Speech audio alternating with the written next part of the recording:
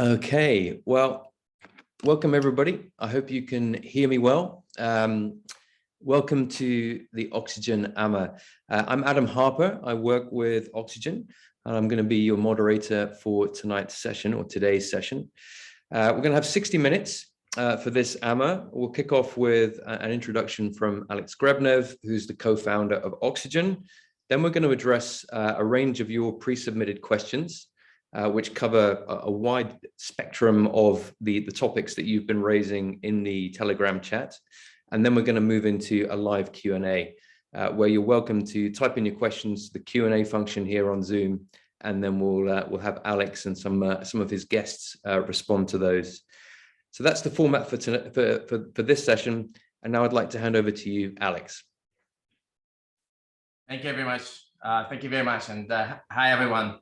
Thank you very much for joining us. So we've got much to cover today, and I'm excited to be able to share with you an update on the one hand on the strategy, direction, and outlook for Oxy and MAPS. But first, I want to start with an apology.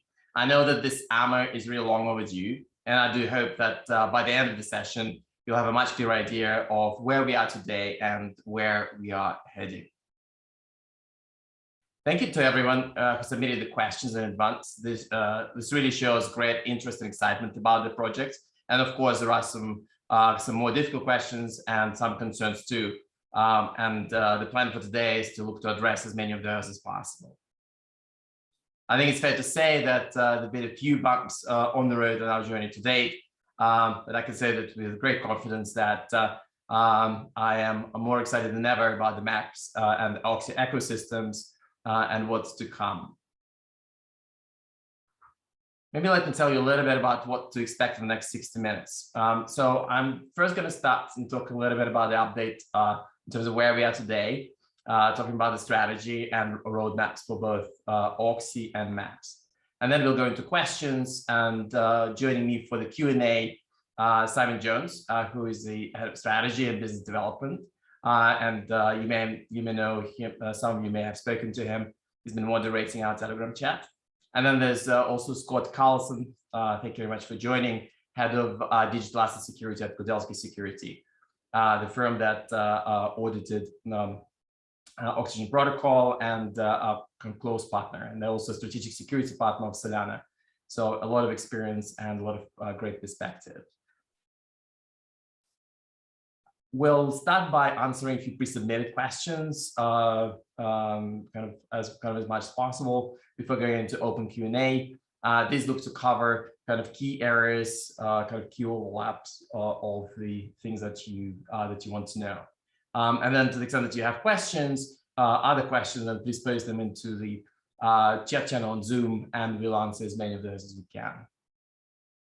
First, let me give you an update on Oxygen MAPS.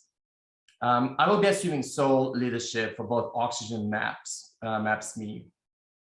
So my co-founder, Viktor Mangazeev, is leaving, and will have no further involvement in these projects. As time went by, our visions for the two projects diverged, and we decided to part ways for the best of the long-term interests for both Oxy and MAPS ecosystems. I would really thank Viktor for the role that he played in launching Oxygen and MAPS. Let me tell you now how I'm really excited about the future of Oxygen MAPS. I'll start with Oxygen. So Oxygen is one of the DeFi projects, one of the few DeFi projects which is actually live in Solana mainnet today, that is also audited. So we are already delivering on the promise of finance without Wall Street, or DeFi Goldman Sachs. Looking to the year ahead, I mean, the key things I'm excited about are kind of three or fourfold. So on the one hand, the launch of Nitrogen. So that's the mobile wallet for Web3 world, part of the Oxy ecosystem. It's a new mobile non-custodial wallet for Solana assets, UNFTs, and for DeFi. And that's available now on Apple and Android. Try it now, and would love to hear any feedback from you. Second is the launch of Oxygen Lite. So it's a simplified version of the DeFi borrowing lending protocol that is faster and cheaper. And kind of a little bit, the user interface, it's a little bit kind of similar to what you'd see with Aave, so on, and others, but ultimately it's about, I guess, the speed and the cost. The third thing, really kind of long-awaited arrival of Oxygen Beta, a fully audited version of full prime brokerage protocol that supports kind of borrowing, lending, trading, all on Serum, with full kind of cross-margining, rehype, non-rehype, borrowing, lending, and embedded trading, all based on kind of Serum order book and fully audited. And then the fourth thing that we're going to look forward to this year is the Oxygen 2.0, which takes into account the learnings from the current Oxygen, and that really looks to kind of something to be able to accommodate Delta One assets as well as derivatives, and kind of be a much more scalable version of Oxygen Beta. Let's talk a little bit about maps. So the three things which I am most excited about are these. So finally, the rollout of the Maps wallet, so planned for Q2 2022. And the Maps wallet, as you may know, already has 550,000 people waiting to use that. And it just shows demand for financial services amongst retail users, and in general, the concept of embedded finance or demand for embedded finance services at work. Then once the wallet is live, the integration of Oxygen into it to help people generate passive income and to drive mass adoption of DeFi. It's been on a kind of on list for a while, but of course there are quite a few dependencies here to work through, and we are confident that we'll make it happen over the coming months.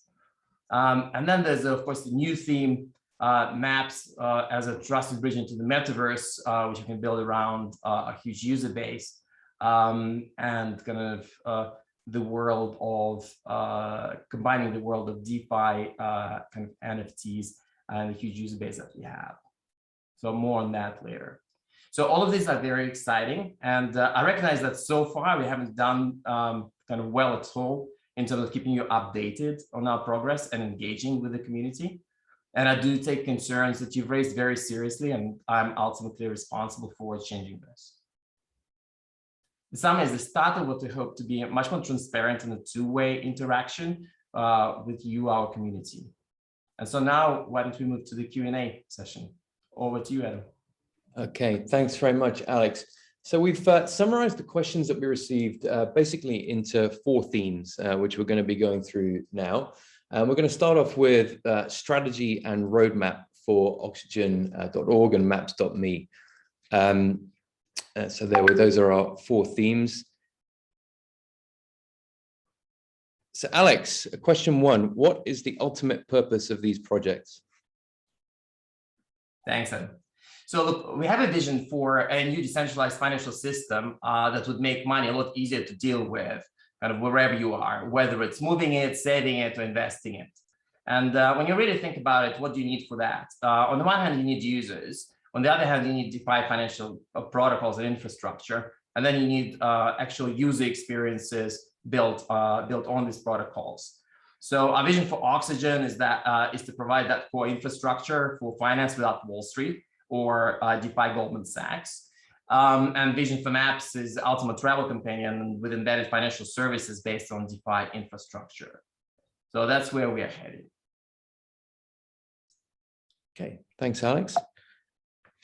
We move on now to second question. What is the current state of Oxygen and Maps? What services are currently available, and what are some that remain in development? Sure. Look, Oxygen really made a lot of progress over last year. So in terms of products, what's available today? So on the one hand, it's a non-custodial mobile wallet, Oxygen wallet for Solana and Ethereum assets. And it's a wallet that's also used to drive from mobile the prime brokerage protocol. Then there's the protocol itself that allows you to hold, lend, borrow, and trade crypto assets, and do that with cross-margining, rehype, non-rehype features, and embedded trading at the same time. And then there is the user interface, which replicates things, which basically interface similar to what I would expect to use when I was back at at Merrill or at Goldman that it's an interface that connects to the protocol that drives the user experience. So when I think about kind of key achievements, is that we actually have been able to create a relatively sophisticated product and have that on mainnet and have that audited. So DeFi product with a CeFi TradeFi kind of look and feel. So that's still relatively unusual for DeFi project in Solana. And of course, there is lots of work to do, and I think a lot of lessons learned and a lot of experience what to do, and most importantly, what not to do. Of course, the audit part is very important, and I recommend everyone to actually do it.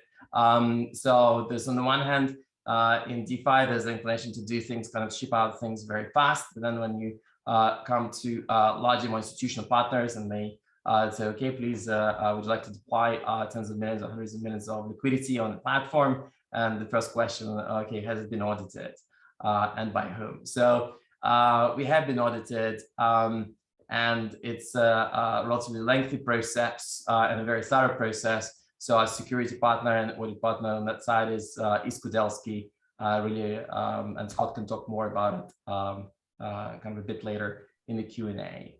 But ultimately, the audit and security part, they really help the Oxygen system to be better and more secure for users. And then there's overall great strategic partnerships that we have, which are likely to help drive the business to some extent going forward, and then things around jump trading and copper and kind of some other partners. And then with respect to Maps, so Maps, let's recap what Maps is. So Maps has been around. It's an offline mapping, leading offline mapping company. It's been around for more than 10 years. And it has also tens of millions of users in GeoMaps every year.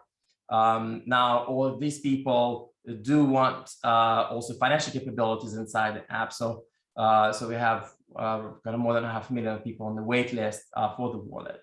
And in terms of things that we've been able to do, some things that you actually don't see kind of us talking about it, because a lot of the stuff is confidential. It took quite a while to complete the M&A transaction, which you saw announced early, but it took a while to complete, and that's behind us. Then we've tested different approaches to wallets. So a lot of people on the wait list are from emerging markets, and that poses kind of different challenges for kind of more traditional wallets in terms of how you make the kind of custodial wallet work in kind of not in 50 countries, but 150 or 200, how to make it work on a global basis, especially in emerging markets. And so we've gone through a few iterations on that. And now what we're focused on, and when we talk about kind of the rollout, so we've built a non-custodial wallet based on Solana stablecoin based infrastructure. So we're able to service people, so connect basically the non-custodial infrastructure with with a card, a MasterCard, kind of to be used in the real world. So more on this there. So it's really been a year of building a kind of laying foundation, and of course a lot to do. And kind of with respect to Maps, we aim to start rolling out the wallet kind of to waitlisted users around Q2. Thanks, Ed. Okay, thanks, Alex. And let's go on to Kudelski now and bring in Scott. Can you explain why the Kudelski auditing is so important and why it has taken so much time? Yeah, so why don't I start by giving a little bit of background on why it's important to do an audit at all. One of the things that many projects do is they rush to deploy their business logic on chain. And because blockchain, when you sort of break it down into its ability to do a one-way transaction really fast, when you look at a financial system, what you have to pay attention to is the fact that people can lose their money really fast. And when you think about what a security audit does, is it, number one, helps prove or get some level of confidence that the mathematics and logic works as intended. It gives you an idea that the attack surface, the way that people can attack the system, is understood, and that you know the angles that you are going to be, flash loaned or harvested or loan attacked or volume attacked or infrastructure attacked, so you can understand where your operations must respond. When you're looking at a system as potentially big and complex as Oxygen is, there's a lot of moving pieces. This is not a simple smart contract or a simple Solana program. So there's a lot of different paths through the system that we have to take into account. And one of the reasons why this is taking so much time, when we originally sat down with Alex and talked about what goes into testing a system like Oxygen, we broke apart, I think, 4 main areas. One is, did the economics work? So we looked at the math behind the economics, looked at the models, made sure that the code implemented those in the way intended. We then looked at the infrastructure itself. Is it deployed in a manner that is stable and is resilient against attacks to the infrastructure? And then there's the code, and then there's the interconnectivity of the stuff as it's built. When you have a big system like that, that's a lot of code, it takes a long time for a human to go through. And really, that's why it's taken so much time, is because we intended to be really thorough. Working with Alex, he's always intended for this to be the DeFi Goldman Sachs. He says it all the time. And when you do that, what I say is you play for real. And when you play for real, you bring in an auditor, multiple auditors. You bring in people who can take a look at this environment and make sure that it actually is sound, because people are putting their actual money into it. And that's why it's important to bring us in, and why it takes so much time. Okay, thanks, Scott. We'll move on to the next question. Okay, and this is one that Simon is going to take. Simon, do you plan to develop Oxygen on other chains? First of all, good afternoon, everybody. Nice to meet you all. Yes, we do. We ultimately want to work cross-chain. We are researching that. We're looking at options, but obviously right now, current focus is on building on Solana and delivering what we said we would deliver. So right now the team is sole focused on that objective, but in the longer term, we do have plans to work cross-chain. Thank you very much. We'll go on to the next question, question 5. And this is another one actually for Scott. Why is the code closed source? It does not really help in demonstrating goodwill and transparency. So I want to have the team add on to my answer on this one as well, because it's ultimately their decision, right? But when you look at the security aspects of a system like this, at the very beginning, there's a couple of philosophies you bring in from maybe the integrity side, right? We're trying to build and test a system that may have never been created the way it's created before. And it's not always good to bring in a community when you're working out the kinks. And when you're inventing something, having a closed source ecosystem where the project team can iterate quickly actually helps the project team, stay away from a lot of the churn. In the InfoSec space, there's the full open source mentality where everything has to be open for everybody to read to know that they can trust it. In the commercial world, pretty much everything is closed source, and you close source it because it's highly encrypted or highly secure, or there's secrets in it and things like this. Because this is kind of a blend of both, it's first and foremost a financial system, but then it's also a blockchain system. It makes sense to keep a couple of the more critical bits at least closed source for now. Long term, Alex and team, I don't know what you'll do long term. But at the beginning, I think it makes sense, at least in my brain, coming from a financial background, to keep those bits closed until they're ready to go full production. And that's absolutely the plan, Scott. I think maybe just to add, could you actually give any kind of much color in terms of how other if you could comment on other protocols, Oxygen aside, how I guess common or kind of not common to be open source and. Yeah, so, I can't maybe list names, but when I look at the projects that we do assessments for, I would say 80% of them are private repos. They want to iterate in that private manner. Number one, because they brought in some funding and they made a splash, and they are trying to be first to market without giving away their secrets. So right now, a vast majority of the early movers have been closed source, and the ones that are open source are the bigger protocols or chains. Solana is of course open source. Serum, I think, is fully open source, and some parts of Radium, although it was closed source when we looked at it the first time. So I think there's a life cycle that we see, but at the beginning, I would say the vast majority of them are closed right now. Thank you. Okay, thanks very much, Scott. We will move on to our next question here. Question 6, and this is another one for Alex. What goals and key milestones should be achieved in 2022, this year? Cool. So let's put it into Oxygen and Maps. So for Oxygen, it's the kind of nitrogen wallet. Get it as kind of as spread as possible. Note that Phantom launched their wallet on kind of on iOS. Nitrogen is available now to hold your NFTs, for you to be able to do swaps, do a number of other things, manage multiple wallets on Solana, and that's available on both iOS and Android. And kind of over the next month or so, you also see that Nitrogen is going to be used as a cornerstone of some kind of play to earn theme, if you will, as as people talk about kind of GameFi and getting next 2 billion users into DeFi by gaming. So we see really kind of wallet as a key kind of gateway into that. So once you have people put money in, of course there are other things that they can do kind of with the money, including kind of borrowing. So kind of first generating interest, then getting leverage against that, and being able to trade all in one place. And so if you think about kind of key things, so once you have Nitrogen, that's available now. I look forward to your feedback.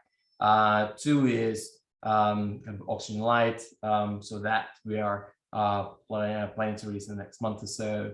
Then move of Oxygen, the Oxygen Prime brokerage to Oxygen Beta.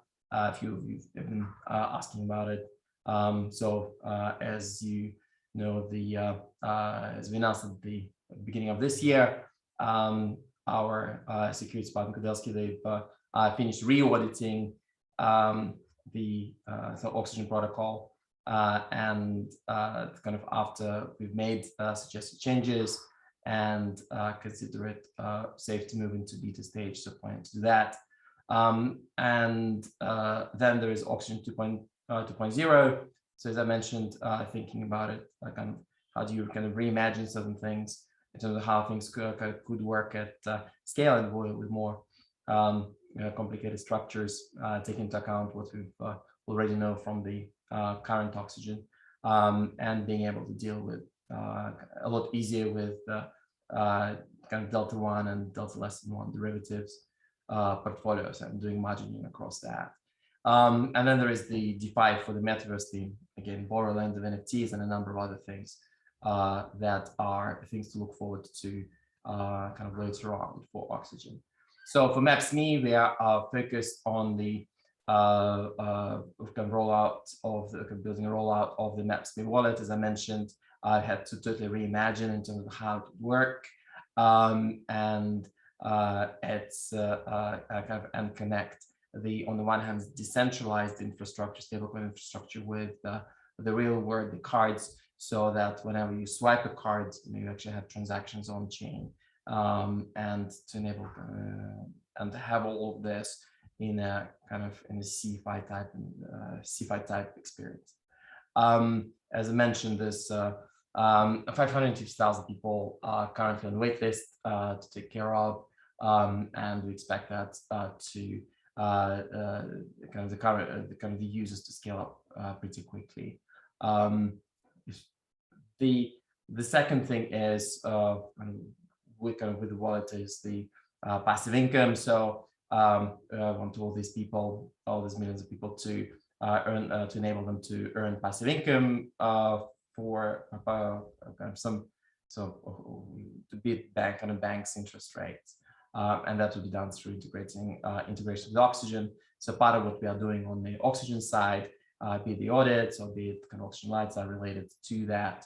And then there are kind of in Maps.me in the kind of mid to later part of the year, there's going to be more exciting things around the metaverse, kind of built around Maps user bases.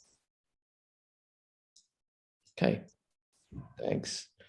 All right, question 7, when can we use the Oxy token? Look, so first of all, we plan to announce kind of staking and liquidity mining programs later this month. I know there've been a lot of very helpful comments and ideas in terms of kind of what works, what doesn't work, what works short term, what doesn't work kind of long term, and so on. So we're gathering all these thoughts and kind of planning to kind of introduce staking and liquidity mining programs over the next months, towards the end of the month, most likely. The second thing is so things around so kind of in terms of kind of Oxy tokens that we can use. Now it's so two things. So one is on the one hand, it kind of should give discounts to protocol usage. So instead of basically so similar, it would work similar to Serum, so reduction in trading fees for those who hold a certain amount of Oxy. And then over time, there's going to be kind of more and more utility in terms of governance, so over the protocol itself and over protocol revenues. Okay. All right. And this, I think Simon is going to take this one. Question 8, what is the marketing strategy for Oxygen? Sure. So, I mean, we are ramping up actively the marketing efforts now. It's a multi-layered strategy, but just to give a few kind of key points what we're doing, creating our own UI and liquidity programs currently. Also ramping up that kind of use of embedded finance in combination with Maps.me, and also a number of strategic partnerships that we've been working very hard on to make Oxygen part of the daily lives of millions of crypto users. And to give you an indication how we're going to do that, obviously there's already the user base of Maps, but also we are going to be embedding cards within that wallet. We've signed a program partnership with one of the 2 major card schemes. We'll be announcing that very shortly, but that's been approved. So those details will be coming. And then also, general theme is the kind of composability being a key element of DeFi. So we think, the next 2 billion users are going to come from gaming. That's why we created Nitrogen, the wallet for NFTs, which then gives an entry point really for the Oxygen protocol into that layer. And then, in addition to that, there will be a number of other things that will be coming, but you'll be hearing a lot more from us over the next few months. Thanks, Simon. All right, so moving on to tokenomics, staking and liquidity. Question 9, and this is a topic that has come up a number of times. Oxygen has an incredibly high FDV TVL ratio of currently 740.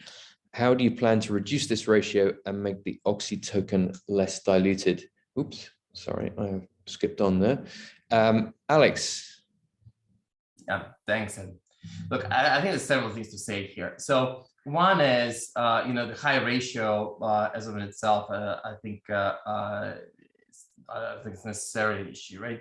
So you need to look at the kind of bigger picture. And I think in general, you have the private investor token holders in both Oxy and Maps are there for 5-6 years. So and that's a gradual unlock.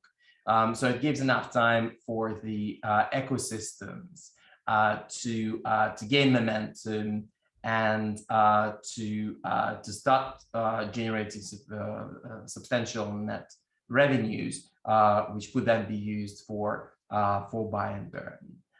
So ultimately, the kind of best way to address the ratio. So in the short term, it doesn't matter as much. In the long term, medium to long term, what's most important is that we deliver on the things that we said that we would deliver in terms of the vision for this project. So usage of the protocols, fees generated, how embedded these things are in everyday lives. So that's what we are. So we are focused on the kind of longer term vision and the things that we can do. But I think what we can say that when we worked on tokenomics from the earlier on, it ultimately is a balance of various short-term. So it's basically a token ecosystem which incentivizes people who came in early, the private investors, to be here for the long term and having a long-term vision. So had 6-7 year overall lockups. So very, very long. So actually longer than Ethereum has been around. So that's that's a big thing. And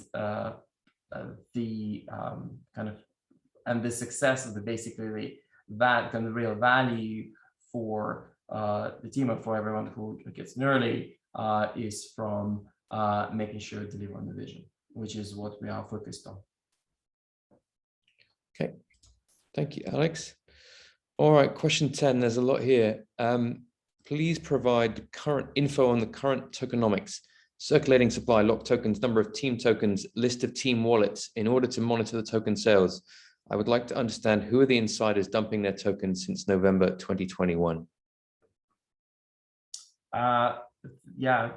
Good question. I think, look, first of all, I think the best thing to learn about tokenomics and the split of tokens is to go to the white paper. So you can see it on either Maps or auction website in the token section. So towards the end, it tells you about what the split is.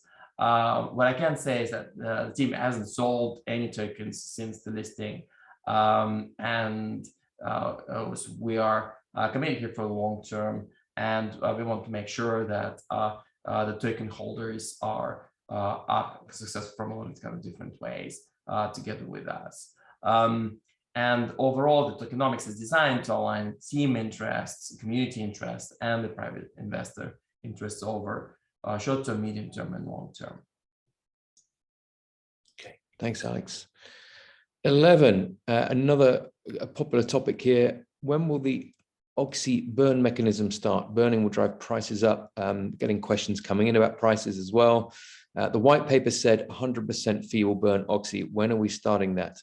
FTT, BNB all have very clear burning history. It gives investors strong confidence that tokens are deflationary.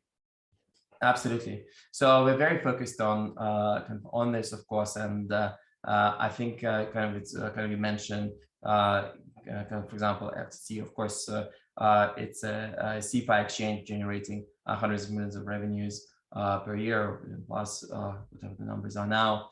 And the key thing is basically uses the value that the system add to users and the fees that are generated by these platforms, which can in turn result in buy and burn. And that's absolutely the focus. So to get there, as soon as the protocols start generating the net revenues, we will start doing buy and burn. I think that's really what we're focused on. Got it. Simon, next question is one for you. I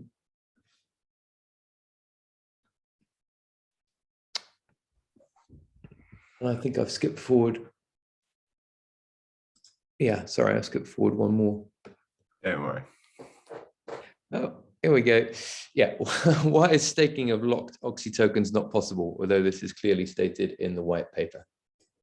Yeah, sure. So we've been doing a lot of work on this, and obviously appreciate the fact that this is something that a number of people have asked about. We are listening. We've been looking at what different projects have done to try and determine what the most effective thing is, and also talking to some of our partners about that. And we will be releasing details of staking by the end of this month. Thank you, Simon. Staying with you for a second, another question here.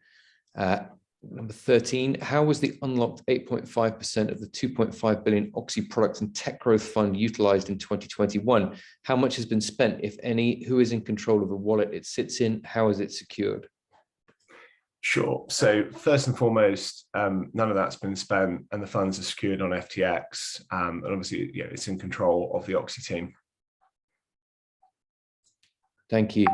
Alex, please feel free to jump in on these. But just moving in on to the next one, this is about liquidity and how do you plan on attracting trading volume to Oxygen? Sure.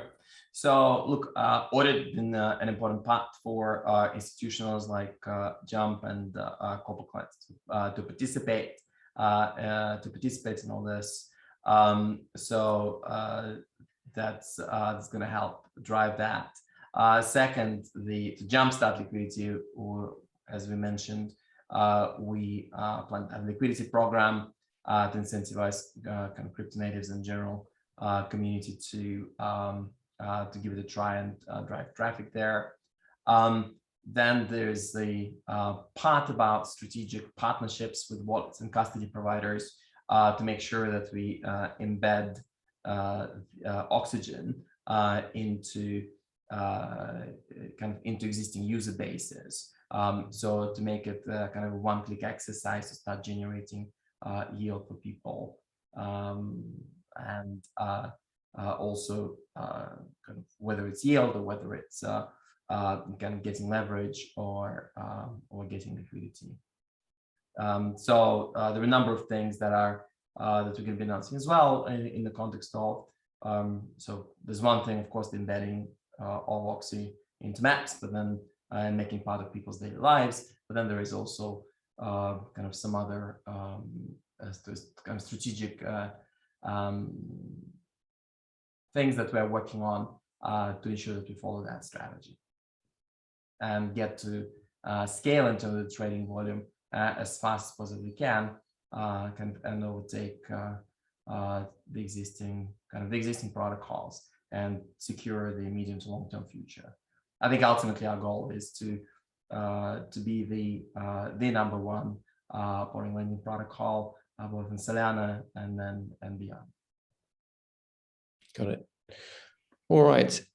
Now, if we change gear here onto community engagement, which has been another hot topic. This question, represents a number of other questions.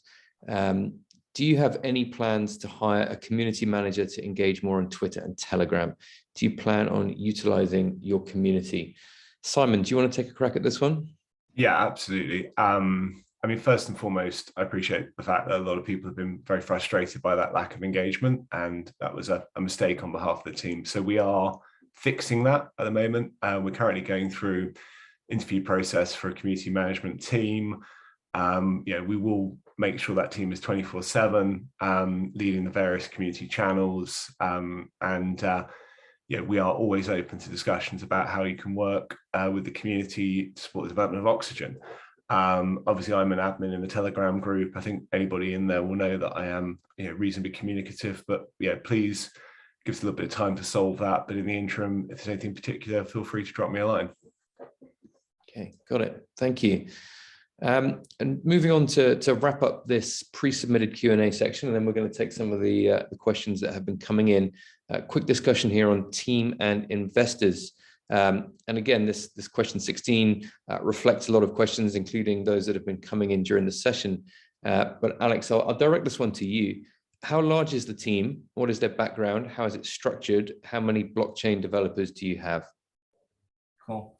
So look, there are different development teams for Maps and Oxy. Overall, there are roughly 50 people working on this project.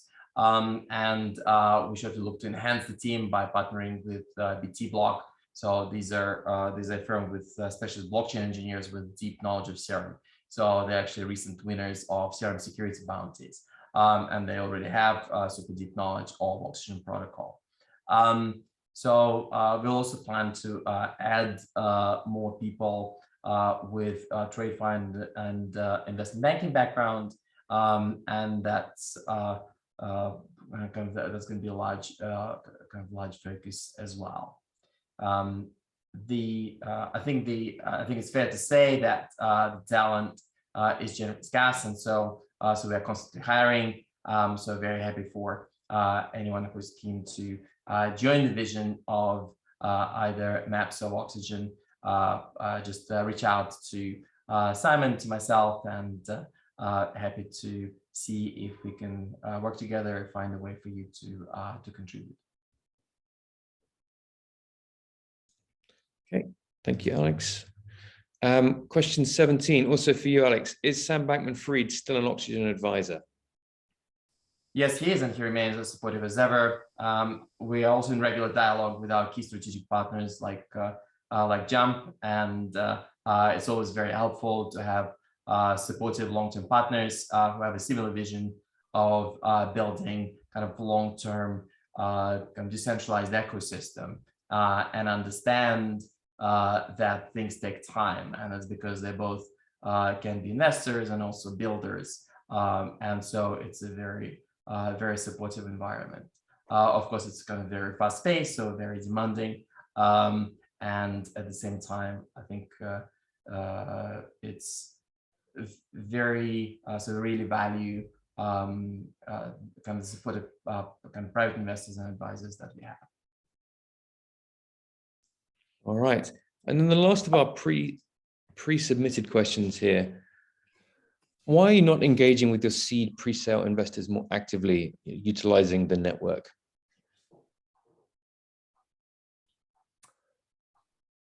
Alex. Oh, sorry, Simon, why don't you take this one? Sure, no problems. I mean, look, first and foremost, I want to apologize. We have fallen short of keeping investors engaged, and appreciate the fact that obviously for a young team, sometimes, there are certain things that we have got wrong, and that's one of them. We are going to do a lot better. This event really is probably, one of the first of many. We will be doing briefings. We will be doing more discussions and more, generally improve the level of communication as to what's going on in the project. And obviously, hopefully from this day forwards, you'll see a positive convexity on that. But in the interim, as I say before, feel free to reach out to me or Alex. If you've got any specific questions, we will try our best to answer them.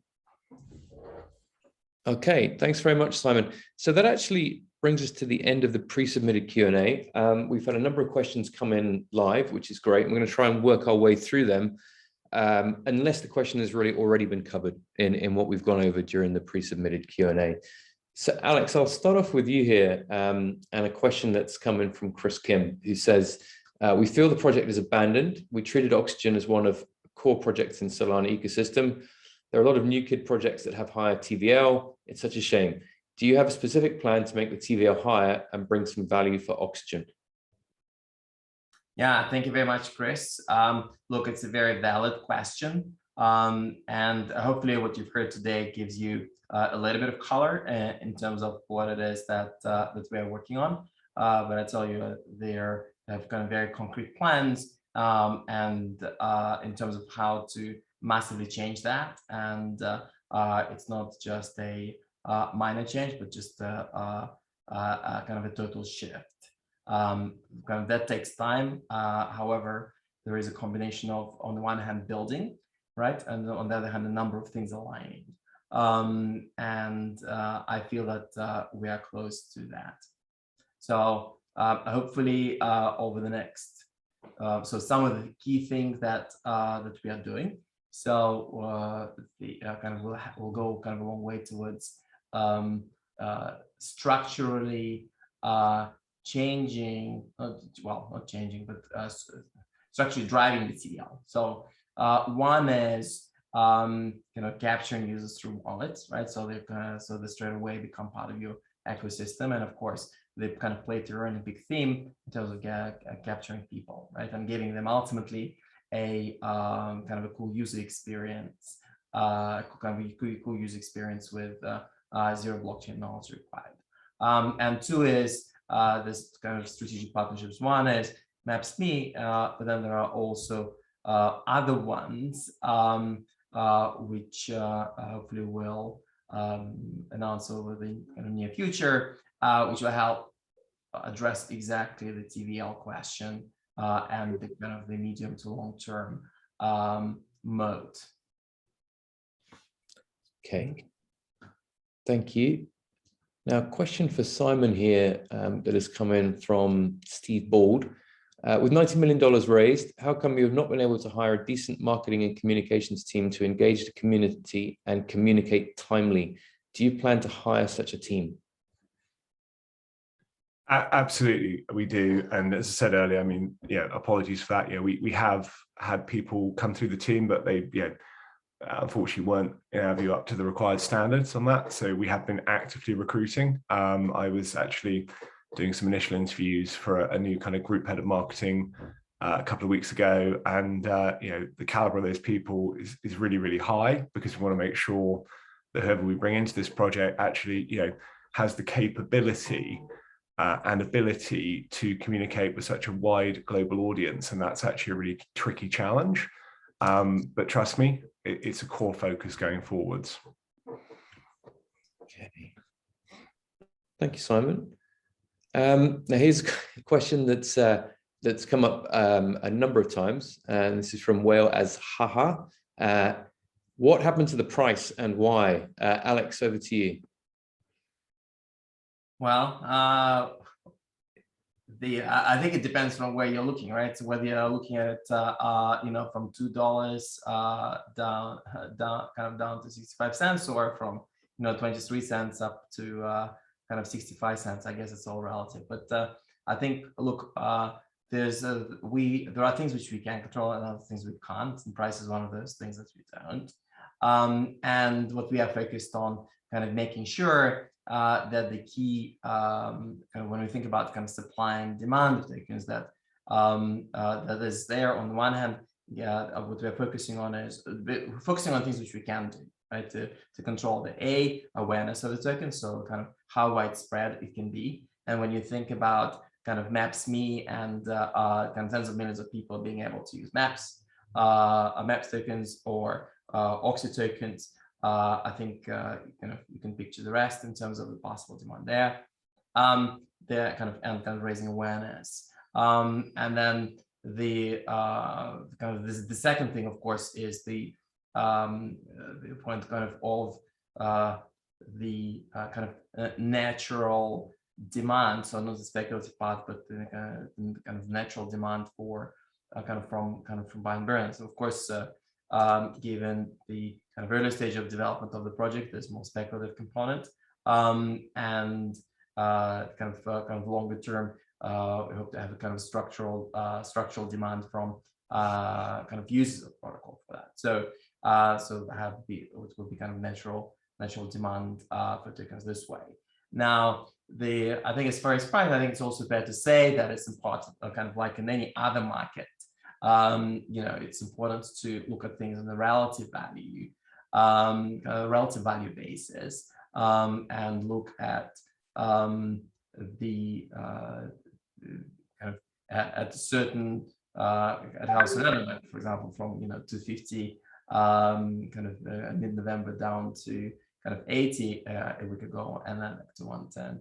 I think that's part of what the kind of volatility is. It's part of crypto, and we ourselves kind of put that aside to one point, and we think what can we do structurally to deliver on the things that we said we would deliver on, as well as focus on what could help kind of drive demand for kind of for tokens more structurally, rather than focusing on the kind of absolute price, and then let the market decide what the price should be.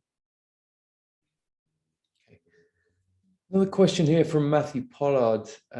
Alex, how much of the 50 million raised for Oxy and the 50 million raised for Maps has been spent? Please try and be specific. What is left in the treasury? Thank you very much for a very direct question. I think if you actually look at, first of all, if I may correct the numbers, I think if you look at the announcements, it's 50 million for Maps and 40 million for kind of for Oxy. I think another thing you need to remember the M&A and how much it costs to buy Maps.me. But I think one thing, whilst I can't give you specific numbers, what I can say is that we are fully capitalized, do not require any further funding anytime soon, and we have full kind of resources and ability to hire the best people on the street and deliver on the vision without need for further financing in the foreseeable future. Okay, thanks. We've got a couple of questions here from Rusty. Alex, we'll try and give you a break in a minute if we can. But why so expensive to create a wallet, and why does your website say you are not audited? Kind of good questions. I'm not. I think I would need this to be clarified in terms of what you mean by kind of where the information comes from, what's expensive, what's not expensive. So perhaps you could get Rusty to clarify the question as to the being audited or not audited. I think I hope Rusty has and everyone else have seen the Twitter post with Kudelski report confirmation of re-audit and suitability for beta earlier this year. And of course, we have Scott. You can ask him as well here. I think the website, I do agree, it needs to be updated. Too busy building and releasing Oxygen and focusing on Oxygen Light to update, but we will update it. Thank you, Rusty, for noting. Okay, all right. Another one here, quite technical. Alex, this is from James. Production of a savings product on Maps.me will involve building out a fixed forex.fi style capability on Solana, brackets, synthetic stable versions of a large number of other currencies. Is this something you're planning to develop yourself, or is it happening elsewhere on Solana? A very good question, and James, do get in touch. I'd love to chat to you more and about the ideas of various ways of doing that.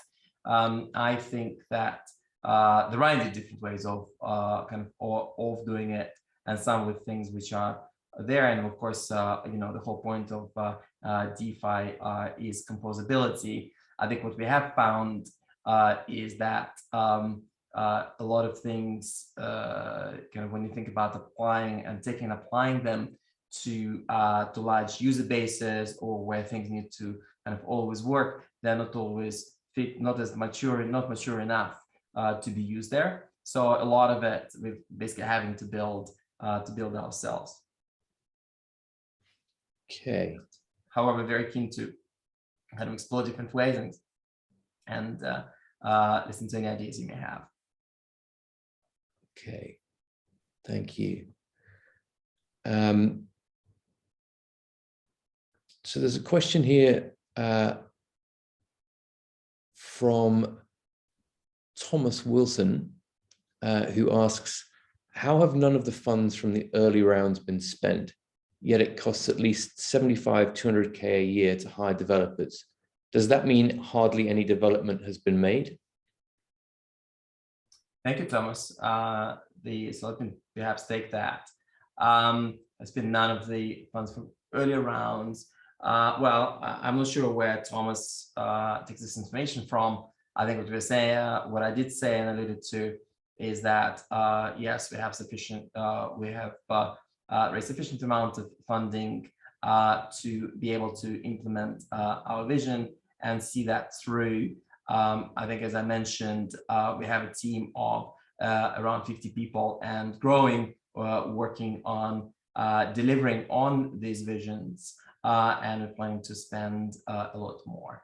I think where we can, we look to hire a bunch of some more experienced people and other younger talent and train them. So I think there are things maybe the thing to say is that there are certain things which are visible and certain things are less visible in terms of development, and that's really all I can say. Okay, Alex, we've probably got time for just a small number more questions. I'm going to try and pick out some that are kind of representative. Sean Stockdale has raised the topic of a tweet from Kobe that we saw a little while ago. Kobe pointed out, that he sort of drew attention to the community fund coins and asked if anyone knew how the community fund coins are used, whether they're entirely insider owned or otherwise. Could you clarify on that? Yes, sure. So I think there are two questions. So first of all, none of the community funds tokens have been used to now. So none have gone to the market, none have been distributed, and that's part of what we said that we would want to do to kind of work with incentivizing the community to drive liquidity and to reward community for different actions which are valuable to driving development of that community. So we have plans and which are in execution now to address that. I think the kind of medium term. So the funds, the tokens are held in the by a foundation. The medium-term plan, of course, is to move it to the DAO environment and have Oxygen tokens as we have basically the governance over how these funds are used. Got it. I think in the time that's left, we have a couple of questions here from Stefano. Stefano has sort of picked up on the point you made about Victor leaving and asks what that means for Oxygen. He's also asking if you can elaborate more on your metaverse and play to earn strategy. Sure. So which one first? Victor. Okay, fine. So look, I think as I mentioned, so we are parting ways. We have a team, separate teams working on kind of Maps, me, and Oxygen, and all the things that I said, kind of the outline to look forward to, and we are enhancing that. Of course, there may be certain transition period across kind of some aspects of it. However, I do not anticipate kind of to be a significant impact there. So I think the kind of, if anything, I think we're very focused on delivering on what we said that we would deliver, and we have so focused on doing that.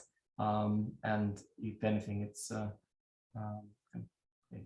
think we're very focused on delivering what we said we would deliver, and we have all the resources to do that, and all kind of cool partners on the journey. Thank you. We'll just try and cover a few more questions. Shall I answer the metaverse one? Yes, sorry, please. The metaverse strategy, exactly.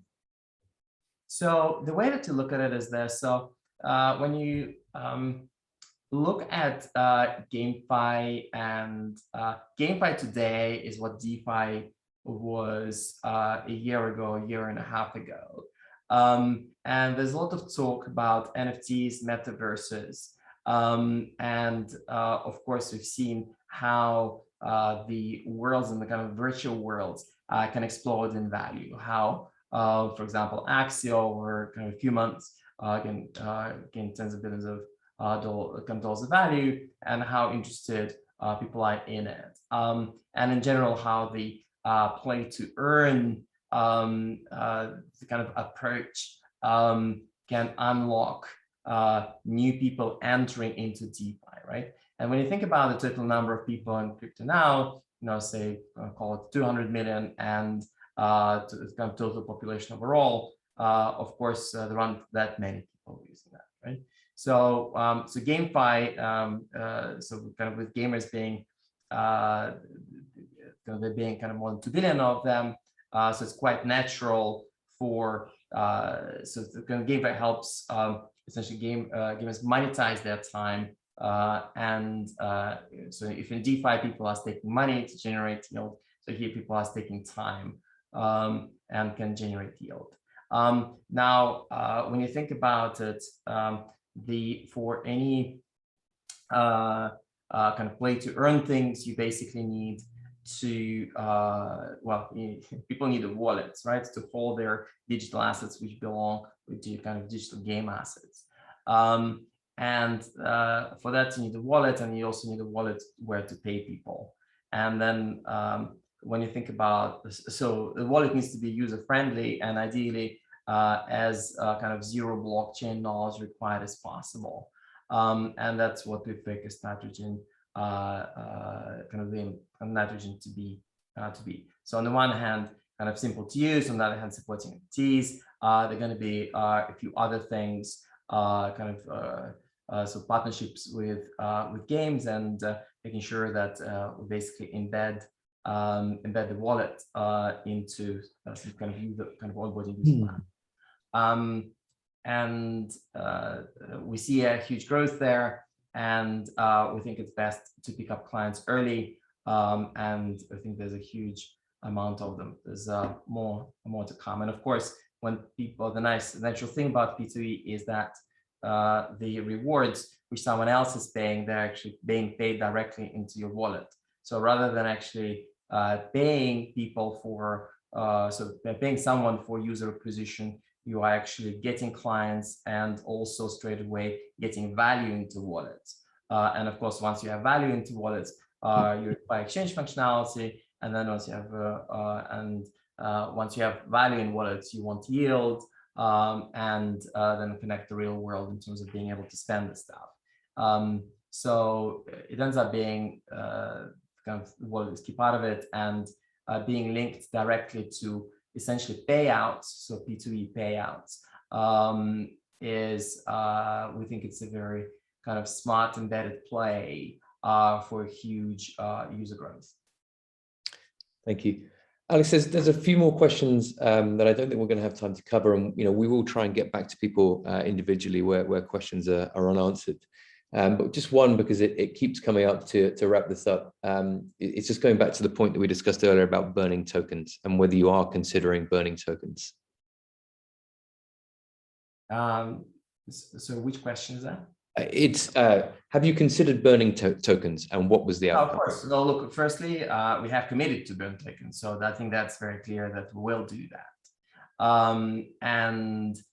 Well, as you can see, of course, it's up to the token holders to decide that. As far as we are concerned, the kind of any net revenue that that we generate will be well, again, up to token holders to decide what to do, but to expect some of it, all of it, to go towards buy and burn. I think there's also kind of a separate question whether it's worth kind of burning any existing tokens, similar to what Manga did, and kind of reevaluating that and seeing kind of if it actually makes a difference or makes a difference long term. But of course, we're always open to kind of listen to you and what the community think, kind of what's valuable.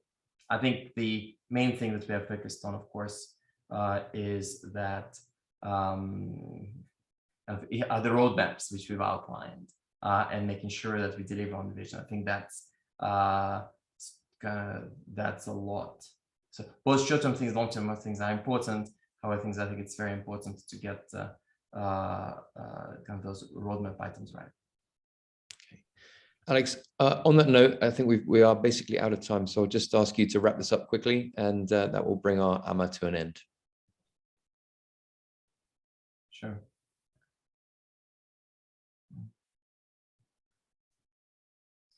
So kind of to sum up, I'm very bullish on the future, both Oxy and Maps. We are very focused on continuing to build alternative financial infrastructure or finance without Wall Street. And embedding that in as much of the real world as possible. I know that we have to work extremely hard to regain your trust, and you have my word that I will be working tirelessly to do that. Thank you very much, and hope to see all of you soon.